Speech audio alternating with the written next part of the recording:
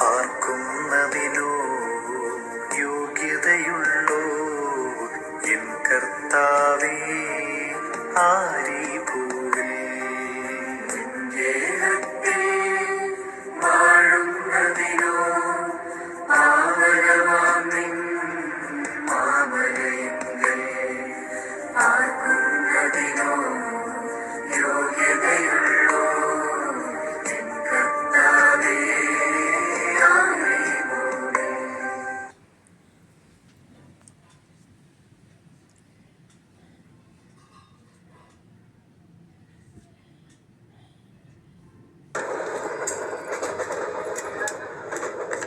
ചായ വേണോ? വേണ്ട. എനിക്ക് വേണം. മോനെ, കണ്ണടച്ച് അങ്ങനെ ആരെയും വിശ്വസിക്കരുത്. ആന്റി, അതിന് ഞങ്ങള് കണ്ണുകൊണ്ടല്ലോ മണം കൊണ്ടല്ലേ അറിയുന്നേ നല്ലതേതാ ചീത്തയേതാന്ന്. എനിക്കും എടുത്തോ. Brew Bond Red Label. ഒരുമയുടെ സ്വാദ്. Your PDF application is out of date if you don't update it.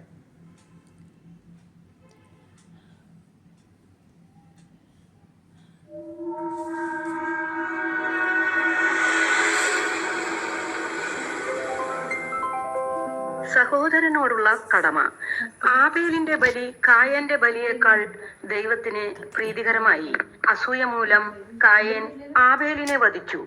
ദൈവം കായനോട് ചോദിക്കുന്നു, നിന്റെ സഹോദരൻ ആബേൽ എവിടെ? ഉൽപ്പത്തി 4:9. കായന്റെ ബലിയിലെ പോരായ്മയെ ചൊല്ലിയല്ല ദൈവം അവനോട് കോപിക്കുന്നത്. ബലിയേക്കാൾ മുൻതൂക്കം സഹോദരനോടുള്ള കരുതലിനാണ് ദൈവം നൽകുന്നത്. യേശു നൽകിയ ഒരേ ഒരു കൽപ്പന ഇതാണ്: നിങ്ങൾ പരസ്പരം സ്നേഹിക്കുവിൻ. യോഹന്നാൻ 15:17. ഞാൻ നിങ്ങളെ സ്നേഹിച്ചതുപോലെ നിങ്ങളും പരസ്പരം സ്നേഹിക്കണം. യോഹന്നാൻ 15:12. സഹോദരനെ മാറ്റി നിർത്തി ദൈവത്തെ പ്രീതിപ്പെടുത്തി കാര്യങ്ങൾ സാധിച്ചെടുക്കാമെന്ന് കരുതുന്നെങ്കിൽ അത് നടപ്പില്ല എന്ന് തിരുവെഴുത്ത് തറപ്പിച്ചു പറയുന്നു. കാണപ്പെടാത്ത ദൈവത്തെ സ്നേഹിക്കാൻ സാധിക്കുകയില്ല. 1 യോഹന്നാൻ 4:20. അരൂപിയായ ദൈവത്തിന്റെ കാണപ്പെടുന്ന രൂപമാണ് ഓരോ വ്യക്തിയും. ഓരോ വ്യക്തിയും ദൈവത്തിന്റെ പ്രതിച്ഛായയാണ്. ദൈവത്തിന്റെ ഛായയിലും സാദൃശ്യത്തിലും സൃഷ്ടിക്കപ്പെട്ടവനാണ്. അദൃശ്യനായ ദൈവത്തിന്റെ സാന്നിധ്യ അനുഭൂതിയുടെ പൂർണ്ണത ഉള്ളിൽ നിറയുന്നത് പരസ്പര സ്നേഹത്തിലാണ്. ദൈവത്തെ ഒരുവനും ഒരിക്കലും കണ്ടിട്ടില്ല. എന്നാൽ നാം പരസ്പരം സ്നേഹിച്ചാൽ ദൈവം നമ്മിൽ വസിക്കും. അവിടുത്തെ സ്നേഹം നമ്മിൽ പൂർണ്ണമാവുകയും ചെയ്യും. 1 യോഹന്നാൻ 4:12. ഞാൻ പ്രകാശത്തിലാണ് എന്ന് പറയുകയും അതേസമയം തന്റെ സഹോദരനെ ദേഷിക്കുകയും ചെയ്യുന്നവർ ഇപ്പോഴും അന്ധകാരത്തിലാണ്. 1 യോഹന്നാൻ 2:9. ദൈവത്തെ പ്രീതിപ്പെടുത്തുന്നതിനുള്ള മാർഗം സഹോദരനെ സേവിക്കുന്നതാണ്. മാനവ സേവ, മാധവ സേവ. വിശക്കുന്നവന് ആഹാരം നൽകുന്നതും ദാഹിക്കുന്നവന് കുടിക്കാൻ കൊടുക്കുന്നതും പാർപ്പിടമില്ലാത്തവന് പാർപ്പിടം നൽകുന്നതും വസ്ത്രമില്ലാത്തവന് വസ്ത്രം കൊടുക്കുന്നതും രോഗിയെ സന്ദർശിച്ച് ആശ്വസിപ്പിക്കുന്നതും ജയിലിൽ കിടക്കുന്നവനെ ചെന്ന് കണ്ട് സ്നേഹത്തോടെ അവനെ കേൾക്കുന്നതും എനിക്ക് തന്നെയാണ് ചെയ്തത് എന്നാണ് ദൈവവചനം. മത്തായി 25:35-40. സാരാംശം: നീ ഇത് ആർക്കെങ്കിലും നിഷേധിച്ചിട്ടുണ്ടെങ്കിൽ അത് എനിക്കാണ് നിഷേധിച്ചത്. മത്തായി 25:45. സഹോദരനെ മറന്നുള്ള ഒരു ദൈവസേവന പ്രവർത്തനവും ദൈവത്തിന് സ്വീകാര്യമല്ല. ബലിയർപ്പിക്കാൻ ദേവാലയത്തിലേക്ക് പോകുന്ന വഴി നിന്റെ സഹോദരന് നീ കാരണമായി എന്തെങ്കിലും വേദന ഉണ്ടായിട്ടുള്ളതായി ഓർത്താൽ ആദ്യം പോയി സഹോദരനുമായി രമ്യതപ്പെടണം. സഹോദരനോട് രമ്യതപ്പെടാതെ നടത്തുന്ന ബലിയോ പ്രാർത്ഥനയോ ദൈവം സ്വീകരിക്കില്ല. മത്തായി 5:23-25. പോലീസ് സംരക്ഷണത്തോടെയുള്ള സ്നേഹബലി അർപ്പണവും കാണാറ് സഹോദരന് വേദനയുണ്ടാക്കുന്ന ഒരു വാക്കോ പ്രവൃത്തിയോ നമ്മിൽ നിന്നുണ്ടായാൽ പലമടങ്ങായി അത് എവിടെ നിന്നെങ്കിലും തിരിച്ചു വരും. താൻ നിരന്തരം ചെയ്യുന്ന കർമ്മങ്ങൾ താൻ അനുഭവിച്ചിടുക എന്നേ വരൂ. എഴുത്തച്ഛൻ, അധ്യാത്മരാമായണം. ആ കടം അവനവൻ തന്നെ വീട്ടിൽ തീർക്കണം. മറ്റാർക്കും അത് കഴുകുവാൻ കഴിയില്ല. ധനവാന്റെയും ലാസറിന്റെയും ഉപമ. ലൂക്കാ 16:19-31.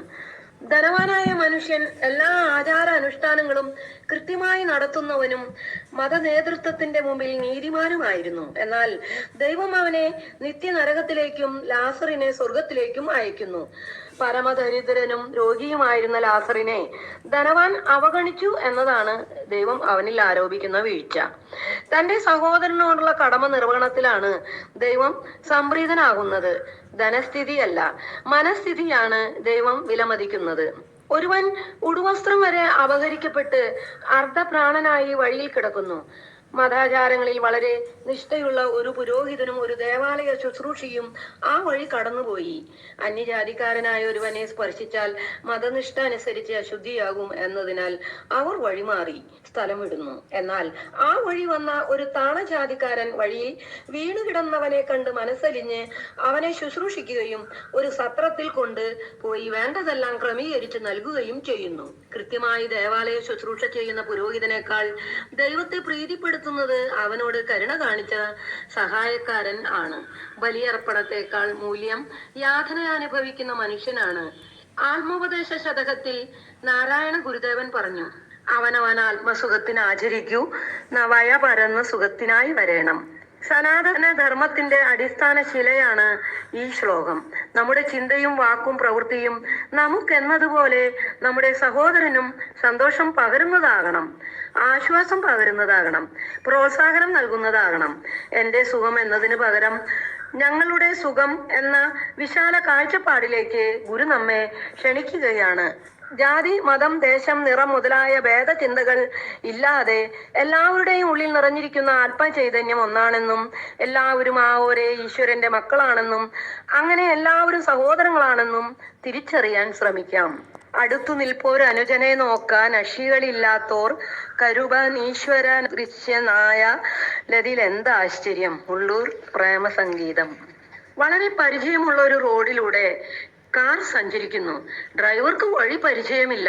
വഴിയിൽ അപകടകരമായ ഒരു വളവുണ്ട് എന്ന് അറിയാമായിരുന്ന യാത്രക്കാരൻ ഡ്രൈവറോട് പറഞ്ഞു, മുമ്പിൽ വലിയ വളവുണ്ട്, ശ്രദ്ധിക്കണം. മുമ്പിൽ വളവുണ്ട്, വിശ്വസിക്കണം എന്ന് പറഞ്ഞില്ല. കാരണം വളവുണ്ട് എന്ന വ്യക്തമായ അറിവ് യാത്രക്കാരനുണ്ടായിരുന്നു. നല്ല ചൂടുള്ള ചായ ഭർത്താവിന് കൊടുക്കുമ്പോൾ ഭാര്യ പറയുന്നു, നല്ല ചൂടുണ്ട്, ശ്രദ്ധിക്കണേ. ചൂടുണ്ട്, വിശ്വസിക്കണം എന്ന് പറയില്ല. നിങ്ങൾക്ക് എത്ര മക്കളുണ്ട് എന്ന് ചോദിച്ചാൽ ഇത്ര ഉണ്ട് എന്നല്ലാതെ 2 മക്കൾ എന്ന് ഞാൻ വിശ്വസിക്കുന്നു എന്ന് ആരും പറയില്ല. അറിവിൽ നിന്നാണ് ശ്രദ്ധ വരുന്നത്. തൈരിൽ വെണ്ണയുണ്ട് എന്ന അറിവിൽ ആണ് തൈര് കടഞ്ഞ് വെണ്ണ എടുക്കുന്നത്. ശരിക്കും അറിവുള്ള ബോധ്യമുള്ള ഒരു കാര്യത്തിൽ വിശ്വാസമല്ല, ശ്രദ്ധയാണ് വേണ്ടത്. വിശ്വസിക്കുക എന്ന് പറഞ്ഞാൽ ഒരാൾക്ക് അറിയാൻ പാടില്ല, അതുകൊണ്ട് വിശ്വസിക്കുന്നു. സത്യാന്വേഷി സത്യം കണ്ടെത്താൻ പരിശ്രമിക്കുന്നു. സത്യം കണ്ടെത്തി കഴിയുമ്പോൾ സത്യം എന്താണെന്ന് അയാൾ അറിയുകയും അനുഭവിക്കുകയും ചെയ്യുന്നു. അറിഞ്ഞു കഴിഞ്ഞാൽ പിന്നെ വിശ്വാസം എന്ന പദത്തിന് പ്രസക്തിയില്ല. എന്തെന്നാൽ അയാൾ അറിയുന്നു. മതാനുഷ്ഠാനങ്ങൾ അതത് മതങ്ങളിലെ വിശ്വാസ സംഹിതയുടെ പ്രദർശനമാണ്. ആചാരാനുഷ്ഠാനങ്ങൾ അറിവിൽ അധിഷ്ഠിതമാണെങ്കിൽ മാത്രമേ അത് അനുഭവവും ആനന്ദവും പ്രദാനം ചെയ്യുകയുള്ളൂ. മുമ്പേ ഗമിക്കുന്ന ഒരു ഗോവു തന്റെ പിമ്പേ ഗമിക്കും ബഹുഗോക്കളെല്ലാം എന്ന് പറഞ്ഞതുപോലെ എല്ലാവരും ചെയ്യുന്നു, ഞാനും ചെയ്യുന്നു. വിശ്വാസം അടിച്ചേൽപ്പിക്കാനുള്ളതല്ല, ബോധ്യപ്പെടുത്തി കൊടുക്കാനും ശ്രദ്ധയോടെ വിചിന്തനം ചെയ്യാനുമുള്ളതാണ്. വിശുദ്ധ ഗ്രന്ഥങ്ങളുടെ അടിസ്ഥാനത്തിൽ താത്വികമായി വിശകലനം ചെയ്യാനും ചോദ്യം ചെയ്യാനുമുള്ള സ്വാതന്ത്ര്യം അനുയായികൾക്ക് ഉണ്ടാകണം. അന്ധമായ കാട്ടിക്കൂട്ടലുകളും ചൊല്ലിക്കൂട്ടലുകളും ആവർത്തനങ്ങളും അവയോട് മാനസികമായ അകൽച്ചയും ഉഷിപ്പും മാത്രമേ ജനിപ്പിക്കുകയുള്ളൂ. അന്ധമായ സംസ്കാരമല്ല വേണ്ടത്, വിചാര സംസ്കാരമാണ്. എന്തിനായി ചെയ്യുന്നു എന്ന ഉത്തമ ബോധ്യം ഉണ്ടാകണം. എല്ലാ ആത്മീയ ആചാരങ്ങളുടെയും ലക്ഷ്യം മനസ്സിനെ ഈശ്വരനിലേക്ക് ചേർത്ത് വെച്ച് ആത്മീയ ആനന്ദം അനുഭവിക്കാനായിരിക്കണം. മനസ്സിനെ നേർവഴിക്ക് തിരിക്കാൻ കഴിയുന്നില്ലെങ്കിൽ ആചാരം അനാചാരമാകും. അറിവിന്റെ വെളിച്ചത്തിൽ നമ്മുടെ ഓരോ പ്രവൃത്തിയും ശ്രദ്ധയോടെയാകട്ടെ. പ്രവൃത്തികൾ കൂടാതെയുള്ള വിശ്വാസം അതിൽ തന്നെ നിർജീവമാണ്. യാക്കോബ് 2:7. വിശ്വാസ പ്രമാണങ്ങൾ ദിവസവും ആവർത്തിക്കുന്നു. വിശ്വാസ വർഷം പ്രമാണിച്ച് പല പ്രാവശ്യം ഈ ആദര വ്യായാമം നടത്തി. ആരുടെയെങ്കിലും മനസ്സിന് ഇതുകൊണ്ട് മാറ്റം സംഭവിച്ചു? യേശു പറഞ്ഞു, ഈ ജനം ആദരം കൊണ്ട് എന്നെ ബഹുമാനിക്കുന്നു, എന്നാൽ അവരുടെ ഹൃദയം എന്നിൽ നിന്ന് വളരെ അകലെയാണ്. മത്തായി 15:8. ഈ പ്രപഞ്ചത്തെയും അതിലുള്ള സകല ചരാചരങ്ങളെയും സൃഷ്ടിച്ച് പരിപാലിക്കുന്നവനാണ് നമ്മുടെ ദൈവം. ആ ദൈവം നമുക്ക് പുറത്തല്ല, നമ്മിൽ തന്നെയാണ്. മത്തായി 12:28. ജാതിയോ മതമോ ദേശമോ നിറമോ എന്തു തന്നെയായാലും എല്ലാവരുടെയും ഉള്ളിൽ നിറഞ്ഞിരിക്കുന്ന ആത്മാവായ ദൈവം ഒരുവൻ മാത്രം. എഫെസസ് 4:6. ഏതു പേര് ചൊല്ലി വിളിച്ചാലും എല്ലാവരും ഒരേ ഈശ്വരന്റെ മക്കളാണ്. നമ്മുടെ ശരീരം ഈശ്വര ആലയമാണ്. മനുഷ്യനെ സേവിക്കുന്നതാണ് ഈശ്വര സേവ. ബലിയല്ല, കരുണയാണ് ഞാൻ ആഗ്രഹിക്കുന്നത്. മത്തായി 9:13. നാം ചോദിക്കാതെ തന്നെ നമ്മുടെ ദൈവം നമുക്ക് വേണ്ടതെല്ലാം ക്രമീകരിച്ചിരിക്കുന്നു. ഉള്ളിന്റെ ഉള്ളിലെ ഈ ദിവ്യശക്തിയെ തിരിച്ചറിഞ്ഞ് ശ്രദ്ധയോടെ ആയിരിക്കട്ടെ നമ്മുടെ ആത്മീയവും ഭൗതികവുമായ എല്ലാ പ്രവർത്തനങ്ങളും. പൂർവ്വപിതാവായ അബ്രാഹാം ദൈവത്തിൽ മാത്രം ശ്രദ്ധ വെച്ച് നടന്നവനാണ്. യേശു പിതാവായ ദൈവത്തിൽ മാത്രം ശ്രദ്ധ വെച്ച് ജീവിച്ചു. ദൈവത്തിൽ വിശ്വസിക്കുക എന്നത് ഈശ്വര അനുഭവ പാതയിലെ തുടക്കം മാത്രമാണ്. വിശ്വാസം നയിക്കേണ്ടത് ദൈവാനുഭവത്തിലേക്കാണ്. വിശ്വാസമായി തുടർന്നാൽ അത് അന്ധവിശ്വാസത്തിലായിരിക്കും നയിക്കുക. ഈശ്വരനിൽ അന്ധമായ വിശ്വാസമല്ല വേണ്ടത്. എന്റെ ഉള്ളിൽ നിറഞ്ഞിരിക്കുന്ന ആത്മാവാണ് ഈശ്വരൻ എന്ന ഉറപ്പുള്ള ബോധ്യം ആണ് വളർത്തിയെടുക്കേണ്ടത്. അതായത് ഈശ്വര വിശ്വാസമല്ല, ഈശ്വര അവബോധമാണ് നമ്മിൽ വളരേണ്ടത്. ഒരു സംശയത്തിനും ഇട നൽകാത്ത ഉറപ്പാകണം അത്. ഈ അറിവിൽ വളർന്ന് നമ്മുടെ ജീവിതം ആത്മബോധത്തിൽ അടിയുറയ്ക്കട്ടെ. നിശബ്ദത. നമ്മുടെ ദൈവം കോലാഹലത്തിന്റെ ദൈവമല്ല, സമാധാനത്തിന്റെ ദൈവമാണ്. 1 കൊറിന്തോസ് 14:33. നമ്മുടെ ഉള്ളിൽ നിത്യചൈതന്യമായി നമ്മെ നിലനിർത്തുന്ന ആത്മാവിനെ ഏകാന്തതയിൽ, ആന്തരിക നിശബ്ദതയിൽ, ദ ഇന്നർ സൈലൻസ് ആണ് അനുഭവമാക്കുക. ഉള്ളിൽ നിറഞ്ഞിരിക്കുന്ന ഈശ്വര ചൈതന്യത്തിലേക്ക്, the inner divine space within, മനസ്സിനെ ചേർത്ത് വയ്ക്കുമ്പോൾ വാക്കുകൾക്ക് സ്ഥാനമില്ല. ഒച്ചപ്പാടും ബഹളവും മനസ്സിനെ ശാന്തമാക്കുന്നതിന് തടസ്സമാണ്. ഏലിയ പ്രവാചകൻ തന്നെ വേട്ടയാടിയ ശത്രു സൈന്യത്തെ ഭയന്ന് മരുഭൂമിയിലൂടെ 40 രാവ് 40 പകലും നടന്ന് ഹോറോബ് മലയിലെ ഒരു ഗുഹയിൽ ഏകാന്തതയിൽ തന്നിലെ ദിവ്യശക്തിയിൽ മനസ്സർപ്പിച്ചു കഴിയുന്ന അവസ്ഥയിൽ ദൈവത്തിന്റെ സ്വരം ശ്രവിക്കുന്നു. തനിക്കുണ്ടായ ദൈവാനുഭവം ഏലിയ ഇപ്രകാരം വിവരിക്കുന്നു. ആദ്യം ശക്തിയായ കൊടുങ്കാറ്റുണ്ടായി, കൊടുങ്കാറ്റിൽ കർത്താവില്ലായിരുന്നു. അതിനുശേഷം ഭൂകമ്പമുണ്ടായി, അതിലും കർത്താവില്ലായിരുന്നു. അതിനുശേഷം അഗ്നി ഉണ്ടായി, അതിലും കർത്താവില്ലായിരുന്നു. അതിനുശേഷം ഒരു മൃദു സ്വരം കേട്ടു, ഏലിയ, നീ ഇവിടെ എന്തു ചെയ്യുന്നു? 1 രാജാക്കന്മാർ 19:13. ഏലിയ പ്രതിവദിച്ചു, സൈന്യങ്ങളുടെ കർത്താവിനെ പ്രതി ഞാൻ അതീവ തീഷ്ണതയാൽ ജ്വലിക്കുകയാണ്. നിശബ്ദതയിലെ ദൈവാനുഭവമാണ് ഇവിടെ വെളിപ്പെടുന്നത്. യേശു പറഞ്ഞു, നിങ്ങൾ പ്രാർത്ഥിക്കുമ്പോൾ അതിഭാഷണം ചെയ്യരുത്. നിങ്ങൾ ചോദിക്കുന്നതിന് മുമ്പ് തന്നെ നിങ്ങളുടെ ആവശ്യം നിങ്ങളുടെ പിതാവ് അറിയുന്നു. മത്തായി 6:7-8. ആന്തരിക നിശബ്ദതയിലുള്ളിലെ തമ്പുരാന്റെ സാന്നിധ്യ അവബോധത്തിന്റെ മാധുര്യം ആസ്വദിക്കുന്നതാണ് ശരിയായ ധ്യാനം അഥവാ പ്രാർത്ഥന. നമ്മുടെ തമ്പുരാൻ സ്നേഹമാണ്. അതിനെ യോജിച്ചതും മാത്രമേ തമ്പുരാനിൽ നിന്ന് വരൂ. തമ്പുരാന് വേണ്ടത് നമ്മുടെ മനസ്സാണ്. അത് അവിടെ അർപ്പിക്കുക. അവിടുത്തെ ഹിതത്തിന് നമ്മെ വിട്ടുകൊടുക്കാം. എല്ലാം ശുഭമാകും. തന്റെ പ്രിയപ്പെട്ടവർ ഉറങ്ങുമ്പോൾ കർത്താവ് അവർക്ക് വേണ്ടത് നൽകുന്നു. സങ്കീർത്തനം 127:2. ശാന്തമാകുക, ഞാൻ ദൈവമാണെന്ന് അറിയുക. സങ്കീർത്തനം 46:10. യേശു 40 ദിനരാത്രങ്ങൾ ഉപവസിക്കാൻ തെരഞ്ഞെടുത്തത് മരുഭൂമിയാണ്. യേശു ഏകാന്തതയിൽ മലയിലേക്ക് കയറി പ്രാർത്ഥിക്കുന്നതായി കാണുന്നു. മത്തായി 14:23.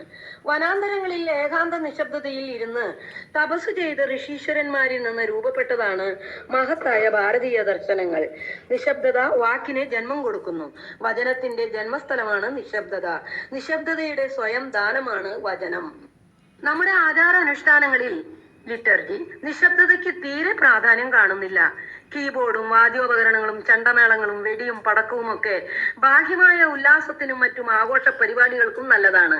എന്നാൽ അവയൊക്കെ മനസ്സിനെ ശാന്തമാക്കാനും ഉള്ളിലേക്ക് തിരിക്കാനും സഹായകമാകുമെന്ന് തോന്നുന്നില്ല. നമ്മുടെ ആചാര അനുഷ്ഠാനങ്ങളും പ്രാർത്ഥനകളും മറ്റുള്ളവർക്ക് ഒരു തരത്തിലുള്ള ബുദ്ധിമുട്ടും ഉണ്ടാവാൻ ഇടവരുത്തരുത്. തിരുനാളുകളും ഉത്സവങ്ങളും അതോടൊത്തുള്ള ഘോഷയാത്രകളും പലപ്പോഴും മാർഗതടസ്സങ്ങൾ ഉണ്ടാക്കാറുണ്ട്. അതുപോലെ ആരാധനാലയങ്ങളിലെയും കൺവെൻഷനുകളിലെയും മൈക്ക് സെറ്റുകൾ അതിനകത്ത് ഒതുങ്ങുന്ന ശബ്ദത്തിൽ നിയന്ത്രിക്കേണ്ടതുണ്ട്. ആചാര അനുഷ്ഠാനങ്ങൾ തടിമിടുക്കും ആൾബലവും കാണിക്കാനുള്ളതാകരുത്. സഹോദരന് ഒരിക്കലും മാർഗതടസ്സമോ ഇടർച്ചയോ സൃഷ്ടിക്കുകയില്ല എന്ന് നിങ്ങൾ പ്രതിജ്ഞ ചെയ്യുവിൻ. റോമ 14:23. അവനവൻ ആത്മസുഖത്തിന് ആചരിക്കുന്നവ അപരന് സുഖത്തിനായി വരേണം. ശ്രീനാരായണ ഗുരു. നമ്മുടെ ആചാര അനുഷ്ഠാനങ്ങളിൽ ഇത് നമുക്ക് പ്രമാണമായിരിക്കട്ടെ. കണ്ടുമുട്ടുന്നവരിലേക്കും കൂടെ ജീവിക്കുന്നവരിലേക്കും സംതൃപ്തി പകരുന്നതാകട്ടെ നമ്മുടെ എല്ലാ പ്രവർത്തനങ്ങളും. Seek the divine within the silent space in U.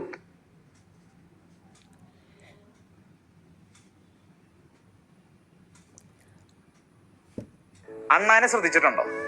അണ്ണാൻ ഈ വിത്തുകളും കായ്കളൊക്കെ ശേഖരിച്ചിട്ട് മണ്ണിനടി കൊണ്ടേ കുഴിച്ചിടും. പിന്നെ വന്ന് അതിന് കഴിക്കാൻ വേണ്ടിയിട്ടാണ്. പക്ഷെ അണ്ണാൻ ഈ കാര്യം മറന്നുപോകും. അണ്ണാന്റെ ഈ മറവി ഒരു നഷ്ടമല്ല. അണ്ണാൻ ഈ മറന്നുപോയ കായ്കളും വിത്തുകളൊക്കെ പയ്യെ മുളച്ച് വലിയ മരങ്ങളായിട്ട് വളരും. അണ്ണാൻ നമ്മളെ പഠിപ്പിക്കുകയാണ്, do good and forget it. നമ്മളൊക്കെ പരാതി പറയാറുണ്ട്, അവൾ ഒറ്റക്കായി പോയപ്പോഴത്തേക്ക് ഞാനേ കൂട്ടിനുണ്ടായിരുന്നുള്ളു, അവൻ തളർന്നു പോയപ്പോഴത്തേക്ക് ഞാനേ സപ്പോർട്ട് ചെയ്യാനുണ്ടായിരുന്നുള്ളു. ഇപ്പൊ എനിക്ക് ഇങ്ങനെ ഒരു സാഹചര്യം വന്നപ്പോഴത്തേക്കും അവനും ഇല്ല അവളും ഇല്ല.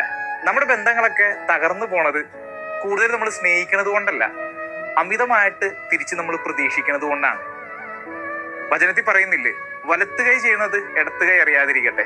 വലത്ത് കൈ ചെയ്തത് അവിടെ വെച്ച് ഞങ്ങൾ മറന്നു കളയാനാ പറയണത്. അതുകൊണ്ട് മറവി ഒരു നഷ്ടമല്ല. അനാവശ്യമായിട്ടുള്ള ഓർമ്മകൾ വെച്ചുകൊണ്ടിരിക്കാതെ അതങ്ങ് മറന്നു കളഞ്ഞേക്കുക. സെറ്റല്ലേ?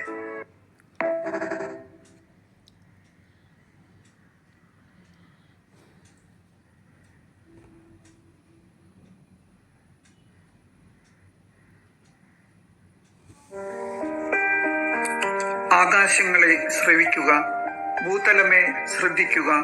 കർത്താവ് അരുളി ചെയ്യുന്നു, ഞാൻ മക്കളെ പോറ്റി വളർത്തി, എന്നാൽ അവർ എന്നോട് കലഹിച്ചു. കാള അതിന്റെ ഉടമസ്ഥനെ അറിയുന്നു, കഴുത അതിന്റെ യജമാനന്റെ തൊഴുത്തും. എന്നാൽ ഇസ്രായേൽ ഗ്രഹിക്കുന്നില്ല, എന്റെ ജനം മനസ്സിലാക്കുന്നില്ല.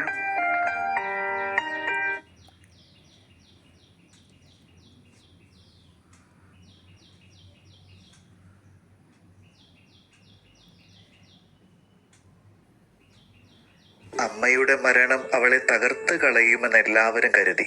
കാരണം അമ്മയുടെ ജീവൻ നിലനിർത്താൻ അവൾ അത്രത്തോളം പോരാടിയിട്ടുണ്ട്.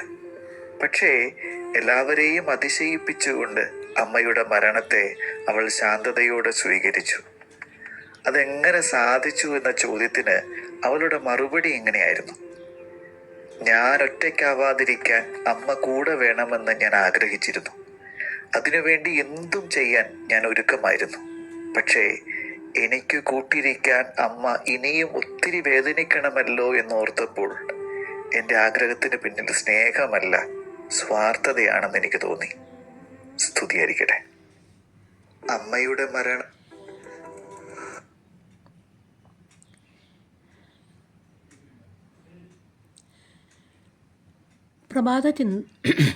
നല്ല ചിന്തകൾ. രാജ്യത്ത് തുടർച്ചയായി ഉണ്ടാകുന്ന പ്രശ്നങ്ങളെ തുടർന്ന് രാജാവിന് ഉറക്കം നഷ്ടപ്പെട്ടു. ഇങ്ങനെ പോയാൽ തൻ്റെയും രാജ്യത്തിൻ്റെയും അവസ്ഥ ഇരുളടഞ്ഞതാകുമെന്ന് അദ്ദേഹത്തിന് തോന്നി. കാര്യം മനസ്സിലാക്കിയ ഭൃത്യൻ ചോദിച്ചു, അങ്ങ് സ്ഥാനമേൽക്കുന്നതിന് മുൻപും ഈ രാജ്യത്ത് പ്രശ്നങ്ങളും യുദ്ധങ്ങളും ഉണ്ടായിട്ടില്ലേ? അങ്ങ് ജനിക്കുന്നതിന് മുൻപും ഈ രാജ്യം ഉണ്ടായിരുന്നില്ലേ? അങ്ങയ്ക്ക് ശേഷവും ഈ രാജ്യം നിലനിൽക്കും. അങ്ങയ്ക്ക് മുൻപും പിൻപും ഈ രാജ്യത്തിന് നിലനിൽപ്പുണ്ടെങ്കിൽ അങ്ങയോടൊപ്പം ഈ രാജ്യവും ഉണ്ടാകും. അന്ന് രാത്രി രാജാവ് സുഖമായി ഉറങ്ങി. ആരും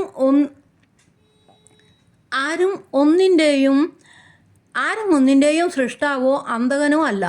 എല്ലാം തുടർച്ചയാണ്. ഒരാൾ ജനിച്ചതിൻ്റെ പേരിലോ പെട്ടെന്ന് അപ്രതീക്ഷിതമായതിൻ്റെ പേരിലോ കാതലായ ഒരു വ്യത്യാസവും സംഭവിക്കില്ല.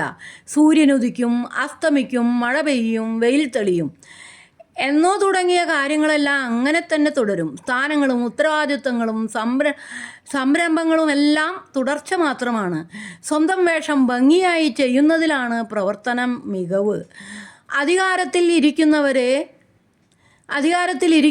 അലട്ടുന്ന രണ്ട് തെറ്റിദ്ധാരണകളുണ്ട്. ഒന്ന്, താൻ വന്നതാണ് ഈ സ്ഥാനവും അതിൻ്റെ അഭ്യുദയകാംക്ഷികളും രക്ഷപ്പെടാൻ കാരണം. രണ്ട്, തനിക്ക് ശേഷമുള്ള അവസ്ഥ എന്തായിരിക്കും? അവർ ചില യാഥാർത്ഥ്യങ്ങൾ മറന്നുപോകുന്നുണ്ട്. ആരൊക്കെയോ ഭംഗിയായി നോക്കി നടത്തിയത് കൊണ്ടാണ് ഇന്ന് മറ്റൊരാൾക്ക് അവിടെ ഇരിക്കാൻ കഴിയുന്നത്. അത്രയ്ക്ക് മനോഹരിതയും കരുത്തുമുള്ളതിൻ്റെ പേരിലാണ് ആളുകൾ അവിടെ ഇരിക്കാൻ കോപ്പ് കൂട്ടുന്നതും. ഒരാൾ നശിപ്പിച്ചാലും മറ്റൊരാൾ വന്നതിനെ നവീകരിക്കുകയും നേരെയാക്കുകയും ചെയ്യും. അലസചിന്തയോ ആകുല ചിന്തയോ ഇല്ലാതെ സ്വന്തം കടമകൾ നിറവേറ്റുന്നതിലാണ് സന്തോഷം കണ്ടെത്തേണ്ടത്. ഒന്നിനു വേണ്ടിയും മരിക്കുകയല്ല, ജീവിക്കുകയാണ് വേണ്ടത്. ഉണരുന്നത് മുതൽ ഉറങ്ങുന്നത് വരെ സ്വയം സംശയിച്ചും കുറ്റപ്പെടുത്തിയും ജീവിക്കുന്നവർ സ്വയം എരിഞ്ഞടങ്ങുകയേ ഉള്ളൂ. എല്ലാവരെയും തൃപ്തിപ്പെടുത്താനോ എല്ലാ പ്രശ്നങ്ങൾക്കും പരിഹാരമുണ്ടാക്കാനോ എല്ലാ മത്സരത്തിലും ജയിക്കാനോ ആർക്കും കഴിയില്ല. നല്ല ചിന്ത.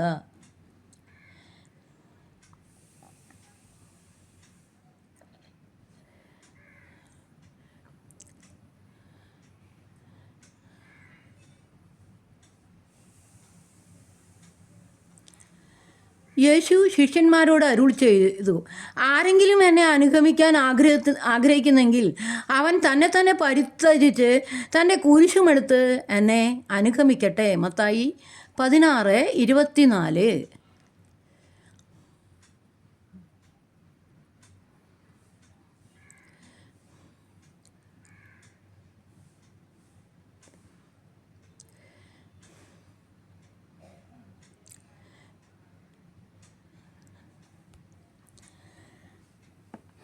കർത്താവേ, അങ്ങാണ് എൻ്റെ പ്രത്യാശ. ചെറുപ്പം മുതൽ അങ്ങാണ് എൻ്റെ ആശ്രയം. സങ്കീർത്തനങ്ങൾ 71:5.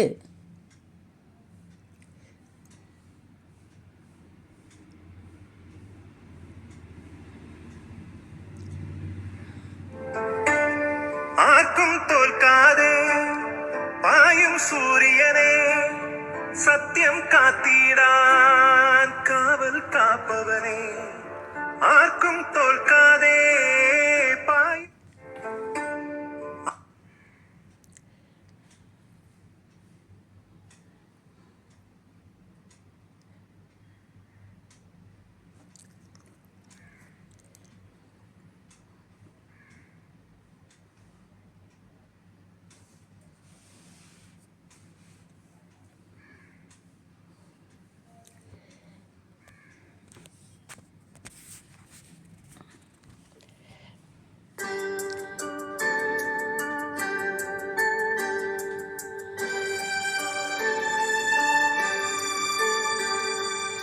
പഞ്ചതന്ത്രം കഥയിലെ പഞ്ചവർണ്ണ കുടിലിലെ മാണിക്യപ്പൈങ്കിളി മാനം പറക്കുന്ന വാനം പാടിയെ സ്നേഹിച്ചു.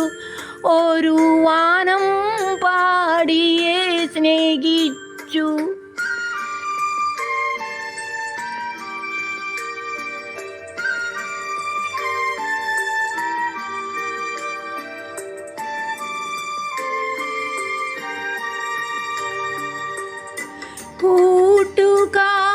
കൂട്ടുകാരറിഞ്ഞില്ല, വീട്ടുകാരറിഞ്ഞില്ല,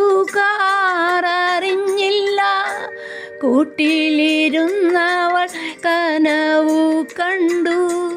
ഓരോ കിനാവിലും മാലാകമാർ വന്ന് ശോഷന്ന പുഷ്പങ്ങൾ ചൂടിച്ചു. അന്ന് ശോഷന്ന പുഷ്പങ്ങൾ ചൂടിച്ചു. അകലെ മണൽ പുറത്തവൻ പാടി അവളുടെ മൗനമതേറ്റുപാടി. സ്വരദിവ്യഗാനത്തിൽ അനുരഞ്ജയായി യെരൂശലേം പുത്രിയെ പോലെ. പഞ്ചതന്ത്രം കഥയിലെ പഞ്ചവർണ്ണ തൊടിയിലെ മാണിക്യപ്പൈങ്കിളി മാനം പറക്കുന്ന വാനം പാടിയെ സ്നേഹിച്ചു. ഒരു വാനം പാടിയെ സ്നേഹിച്ചു. കൂട്ടുകാരറിഞ്ഞില്ല,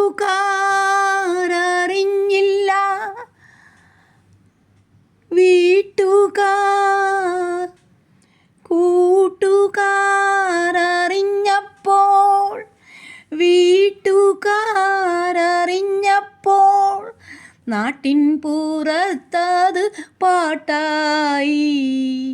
കൂട്ടുകാരറിഞ്ഞപ്പോൾ വീട്ടുകാരറിഞ്ഞപ്പോൾ നാട്ടിൻ പുറത്തത് പാട്ടായി.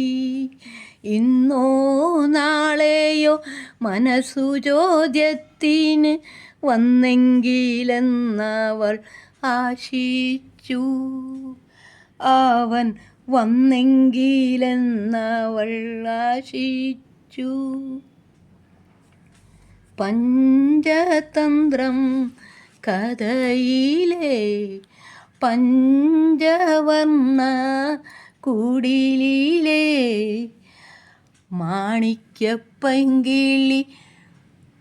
മാനം പറക്കുന്ന വാനം പാടിയെ സ്നേഹിച്ചു. ഒരു വാനം പാടിയെ സ്നേഹിച്ചു.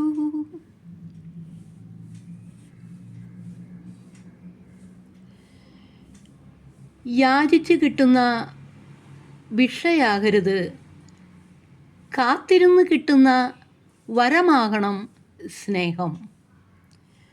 യാചിച്ച് കിട്ടുന്ന ഭിക്ഷയാകരുത്, കാത്തിരുന്ന് കിട്ടുന്ന വരമാകണം സ്നേഹം.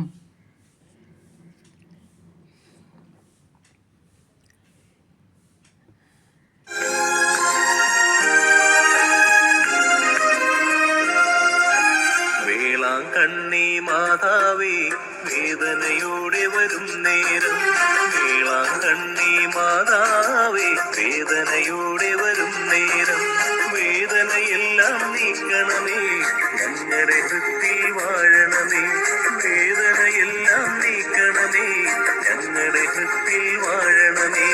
വേളാങ്കണ്ണി മാതാവേ വേദനയോടെ വരും നേരം, വേളാങ്കണ്ണി മാതാവേ വേദനയോടെ വരും നേരം, വേദനയെല്ലാം നീക്കണമേ ഞങ്ങളുടെ ഹൃത്തിൽ വാഴണമേ, വേദനയെല്ലാം നീക്കണമേ ഞങ്ങളുടെ ഹൃത്തിൽ വാഴണമേ.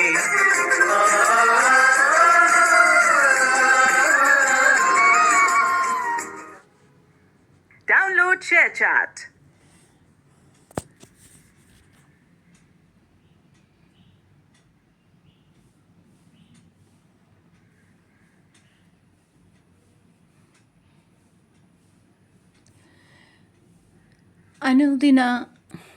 അനുദിന ദൈവവചനം.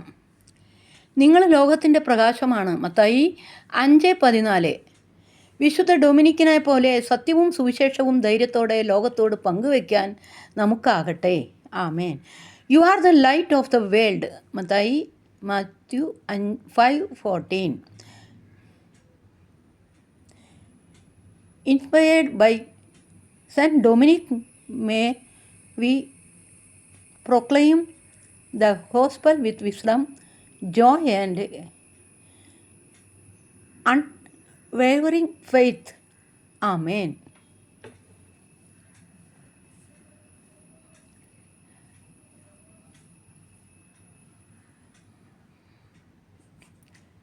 ഒരു ചെന്നായക്കൂട്ടം വലിയ ഒരു കാട്ടുപോത്തിനെ വേട്ടയാടി വീഴ്ത്തി. വേട്ട കഴിഞ്ഞ് ചെന്നായ്ക്കളുടെ തലവൻ ഇറച്ചി പങ്കുവെക്കാൻ തുടങ്ങി. അപ്പോഴാണ് ഒരു വയസ്സൻ കാക്കയുടെ ഊഴം വന്നത്. വർഷങ്ങളായി ഈ കാക്കയായിരുന്നു ചെന്നായക്കൂട്ടത്തിന്റെ വഴികാട്ടി. ഇര എവിടെയാണ്, അപകടം എവിടെയാണ്, ഏതു വഴിയിലൂടെ പോയാൽ സുരക്ഷിതമാണ്, ഇതൊക്കെ ആദ്യം കണ്ടുപിടിച്ച് അവരെ അറിയിച്ചിരുന്നത് ആ കാക്കയായിരുന്നു. പക്ഷെ ആ ദിവസം ചെന്നായ്ക്കളുടെ തലവൻ കാക്കയ്ക്ക് മുന്നിലേക്ക് എറിഞ്ഞു കൊടുത്തത് ഒരു ഉണങ്ങിയ എല്ലിൻ കഷ്ണം മാത്രമായി. നീ ഒന്നും ചെയ്തില്ലല്ലോ, പോരാടിയത് ഞങ്ങളല്ലേ. ഈ വാക്കുകൾ കാക്കയുടെ മനസ്സിൽ തറച്ചു കയറി. എന്നിട്ടും അവൻ ഒരു വാക്കുപോലും പറഞ്ഞില്ല. ആ എല്ലിൻ കഷ്ണം അവിടെ തന്നെ ഉപേക്ഷിച്ച് നിശബ്ദനായി പറന്നുപോയി. അന്നേ രാത്രി വയറു നിറച്ച് ഭക്ഷണം കഴിച്ച് ഉറങ്ങിക്കിടന്നിരുന്ന ചെന്നായക്കൂട്ടത്തിന് ചുറ്റും കുറച്ച് വേട്ടക്കാർ പതുങ്ങിയെത്തി. പെട്ടെന്ന് തന്നെ അവർ ചെന്നായക്കൂട്ടത്തിന് നേരെ വൈദ്യുത വലയെറിഞ്ഞു. ചെന്നായ്ക്കളുടെ തലവൻ വേദന കൊണ്ട് പിടഞ്ഞു. അവൻ അവസാനമായി മുകളിലേക്ക് നോക്കി. തൊട്ടടുത്തുള്ള മരക്കൊമ്പിൽ അതേ വയസ്സൻ കാക്ക ശാന്തനായി ഇരിക്കുന്നുണ്ടായിരുന്നു.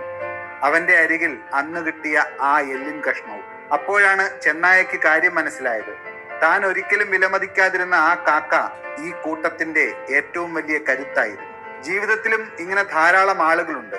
അവർ ശബ്ദമുണ്ടാക്കാറില്ല, സ്വന്തം സംഭാവനകളെ കുറിച്ച് വീമ്പു പറയാറില്ല. പക്ഷേ അവർ നിശബ്ദമായി ചെയ്യുന്ന കാര്യങ്ങളാണ് പലപ്പോഴും നമ്മളെ മുന്നോട്ട് കൊണ്ടുപോകുന്നത്.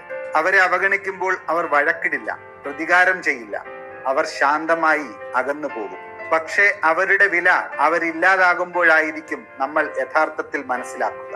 അതുകൊണ്ട് നിങ്ങളുടെ ജീവിതത്തിൽ നിശബ്ദമായി നല്ല കാര്യങ്ങൾ ചെയ്തു തരുന്നവരെ ഒരിക്കലും നിസ്സാരരാക്കരുത്.